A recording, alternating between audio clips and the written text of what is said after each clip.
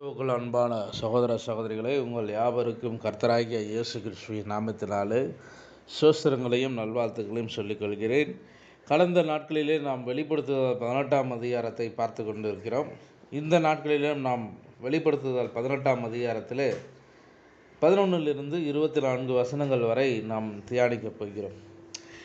இந்த வசனமானது மகாவேசியினுடைய நியாயத்தீர்ப்பை அங்கே குறித்து கொண்டிருக்கிறது. இந்த மகாவேசியானவள் ஒரு சபையாக, ஒரு மாதிரியாக அங்கே பார்க்கப்படுகிறாள். அது ஒரு மகா நகரமாக பார்க்கப்படுகிறது. அது பாபிலோனாக அங்கே கருதப்படுகிறது என்று நாம் பார்த்து கொண்டு வருகிறோம்.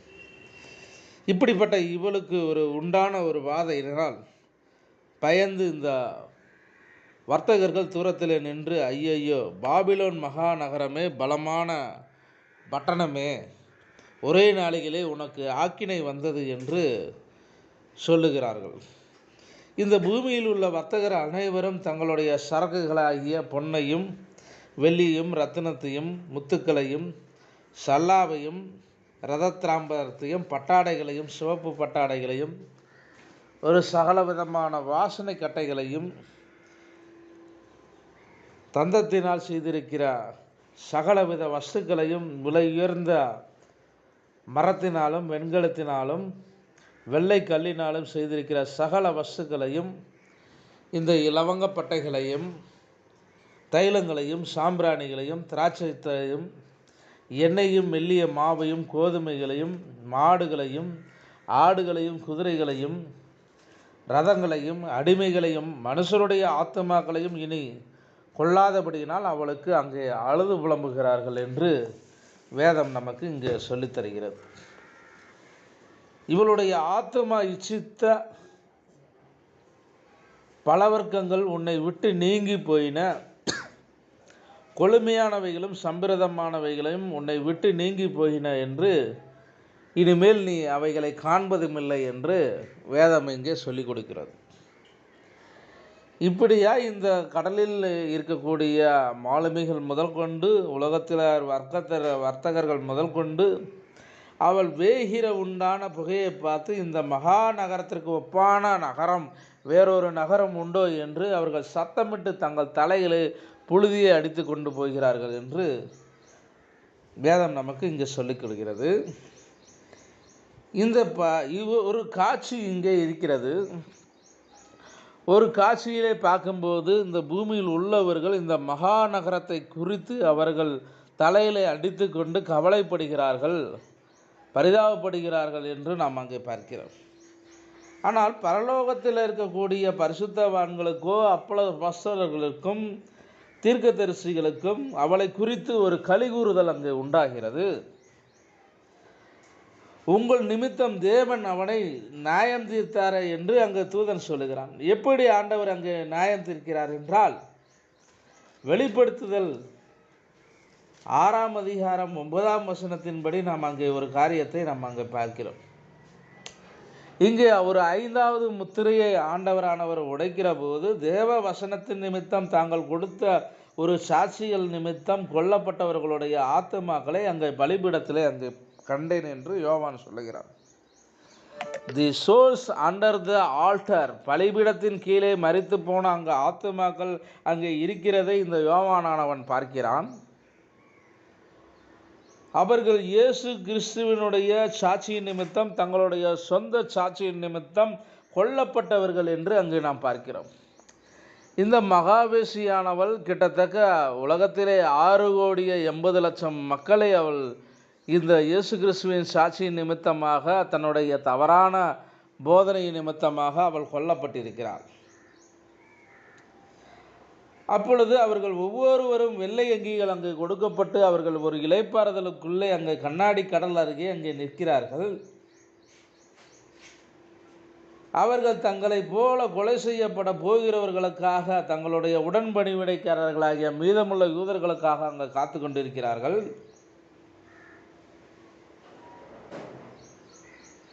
அவர்கள் கேட்கிறார்கள், பரிசுத்தமும் சத்தியமுள்ள ஆண்டவரே, தேவன் பூமியின் மேலே நீர் குடியிருக்கிறவர்களிடத்தில் எங்கள் இரத்தத்தை குறித்து எப்பொழுது நீ நியாய தீர்ப்பு செய்யாமலும் பழி வாங்கலும் இருப்பீர் என்று அங்கு மகா சத்தமிட்டு அங்கு கூப்பிட்டார்கள் என்று நாம் அங்கே வேதத்தில் நாம் பார்க்கிறோம்.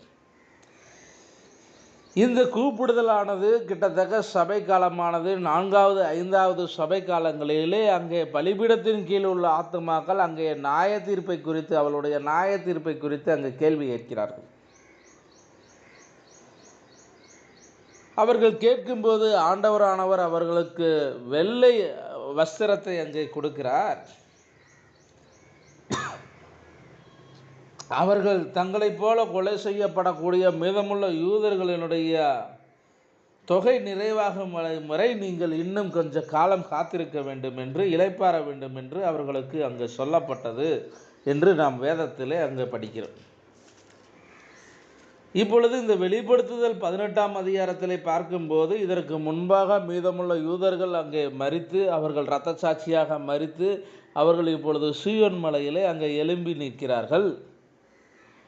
இப்பொழுது மகாவேசிக்கான ஒரு நியாய தீர்ப்பு கொடுக்கும்படியான வேலை அங்கே வருகிறது. ஆண்டவர் இப்பொழுது இந்த 18ஆம் அதிகாரத்தில் இந்த மகாவேசிக்கு ஒரு அழிவை, நியாய தீர்ப்பை அங்கே கொடுக்கிறார் என்று நாம் இங்கே பார்க்கிறோம். இந்த பலிபீடத்தின் கீழே உள்ள ஆத்துமாக்கள் கேட்ட கேள்விக்கு, அவளுடைய நியாய தீர்ப்புக்கு எப்பொழுது நீ பலி வாங்குவீர் என்று கேட்பதற்கு தேவனானவர் இப்பொழுது வெளிப்படுத்துதல் 18ஆம் அதிகாரத்திலே அங்கே பழி வாங்கி கொண்டிருக்கிறார். அவள் ஒரு நாளிகையிலே அவள் அழிந்து பாழாய் போகிறாள் என்று உலகம் அவளுக்காக அழுது துக்கித்து ஓலமிடுகிறார்கள் என்று வேதம் நமக்கு சொல்லுகிறது. இப்பொழுது ஒரு தூதனானவன் அங்கே வந்து ஒரு எந்திரக்கல்லை சமுத்திரத்தின் மேலே எடுத்து எறிந்து, இப்படிப்பட்ட இந்த பாபிலோன் மகா நகரம் வேகமாய் தள்ளுண்டு இனி ஒருபோதும் அது காணப்படாமல் அங்கே இருக்கிறது என்று நாம் அங்கே பார்க்கிறோம். இவளிடத்தில் இனிமேல் ஒரு சுரமண்டலத்தாருடைய சத்தம் கேட்கப்படுவதில்லை, வேத வாக்கியங்களின் சத்தம் கேட்கப்படுவதில்லை, நாகசுரக்காரர்களுடைய எக்காலம் அவர்களுடைய சத்தம் கேட்கப்படுவதில்லை, எந்த தொழிலாளியும் இனி அவளிடத்திலே காணப்படுவது இல்லை என்று வேதம் அங்கே சொல்லுகிறது.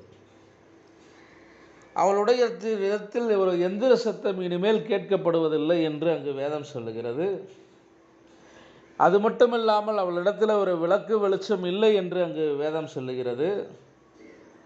ஒரு மணவாளன் மணவாட்டியுடைய சத்தம் அவளிடத்தில் கேட்கப்படுவது இல்லை என்று சொல்லுகிறது. வர்த்தகர் பூமியிலே பெரியவர்களாக இருந்தவர்கள் இப்பொழுது இவளுடைய சூனியத்தால் அவங்க மோசம் போயிட்டார்கள் என்று வேதம் சொல்லுகிறது.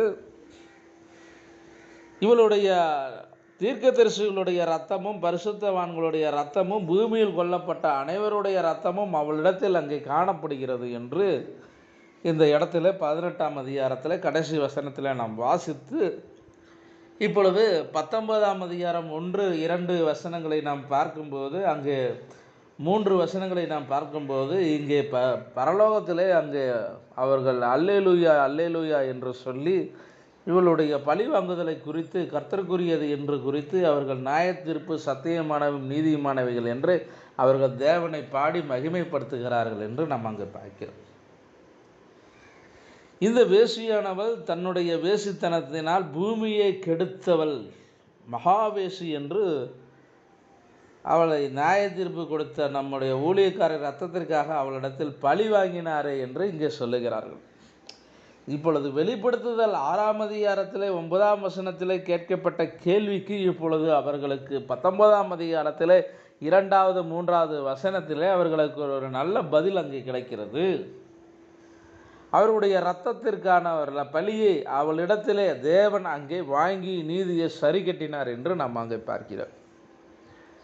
இப்படியாய் இந்த மகாவேசியானவள் இப்பொழுது இந்த பாதாளத்தில் எழும்பி வரக்கூடிய அந்த மிருகத்தின் மேலேயும் கள்ள தீர்க்கதரிசியின் மேலேயும் அதன் மேலே இருக்கக்கூடிய இந்த ஸ்திரீயானவள் ஒரு சபை போதகமாக, ஒரு நகரமாக அங்கே காணப்படுகிறாள். இவளுடைய அழிவு இப்பொழுது இந்த அதிகாரத்தில் இங்கே சிறப்பாக அங்கே சொல்லப்பட்டிருக்கிறது. இந்த மகாவேசிக்கு நியாய தீர்ப்பு கொடுத்த பின்பு தேவனானவர் அடுத்தபடியாக இங்கே பாதாளத்தில் உள்ள மிருகத்திற்கும் கள்ளத்தீர்க்கதரிசிக்கும் அங்கே நித்திய அக்கினி கடலிலே அங்கே போடுக போகிறார் என்று நாம் பார்க்க போகிறோம். இப்பொழுது பூமிக்கு தேவனுடைய வருகை அங்கே இருக்கப் போகிறது. அப்பொழுது இந்த பிசாசு எனக்கூடிய சாத்தான் எனக்கூடிய பாம்பாகிய அவனுடைய நிலைமை என்ன, அவனை ஆண்டவர் என்ன செய்ய போகிறார் என்பதை குறித்து வரக்கூடிய அதிகாரத்தில் நாம் ஆராய்ச்சி செய்ய போகிறோம். இந்த மகாவேசியோடைய அழிவு கிட்டத்தட்ட 2000 ஆண்டுகளுக்கு மேலாக அவள் தொடர்ந்து சபையை பாசாங்கு செய்து நடிப்பவளாக நடித்து கொண்டு வந்து பல இரத்த சாட்சிகளை கொலை செய்து இரத்த பலியை ஏற்றுக்கொண்டிருக்கிறார். அவளுக்கு ஒரு முடிவை தேவன் இந்த 18ஆம் அதிகாரத்திலே அங்கே காட்டுகிறார், நியாயத்தீர்ப்பு கொடுக்கிறார் என்று நாம் பார்க்கிறோம். வரக்கூடிய வசனத்தை தொடர்ந்து நாம் ஆராய்ச்சி செய்வோம். 18ஆம் அதிகாரத்தை நாம் நிறைவு செய்துவிட்டோம். 19ஆம் அதிகாரத்தை வரக்கூடிய நாட்களிலே வேத ஆராய்ச்சிக்கு எடுத்துக்கொள்வோம். கர்த்தர் தாமே இந்த வார்த்தையை ஆசீர்வதிப்பாராக. ஆமென்.